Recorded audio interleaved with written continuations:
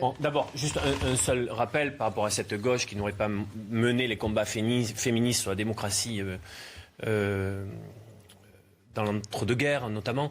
Il y avait eu le mouvement suffragette. Par exemple, le Parti communiste français présentait des candidats. Pas l'histoire du Parti communiste. Moi, je parlais de la belle époque. Est-ce que je peux répondre à quelque chose? Mais bien sûr, voilà, donc sans faire toute l'histoire. Ce parti présentait des candidates qui traitaient Si on fait l'histoire du Parti communiste, vous n'allez pas aimer une grande partie de l'histoire. Comment? Si on fait toute l'histoire du Parti communiste, il y a une partie que vous n'allez pas aimer.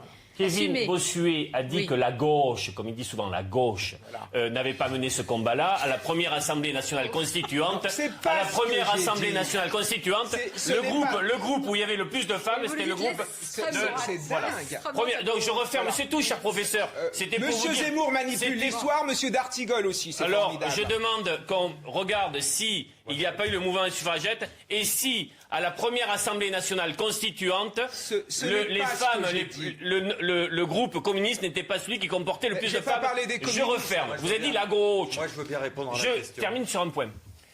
Concernant Sandrine Rousseau. La haine des communistes est quand même terrible, je tiens à le dire. Je pense que les téléspectateurs vont être effarés à quel point, depuis en effet quelques minutes, vous êtes dans l'insulte, dans la manière de vous comporter, aussi bien vis-à-vis de Monsieur Ubeda que vis-à-vis de moi. La vérité, c'est que vous déformez ce que j'ai dit. Ce que j'ai dit, c'est qu'à la fin du 19e siècle et au début du 20e siècle, il y a eu tout un débat sur le vote des femmes. Et en effet, il y a toute une partie de la gauche, et notamment les gens qui se réclamaient de la laïcité, qui n'ont pas voulu imposer le droit de vote des femmes parce qu'elles disaient que les femmes, tout simplement, allaient voter comme les curés. C'est une réalité historique. Vous avez été professeur, Monsieur D'Artigol. Reprenez des cours parce qu'apparemment, vous avez beaucoup perdu.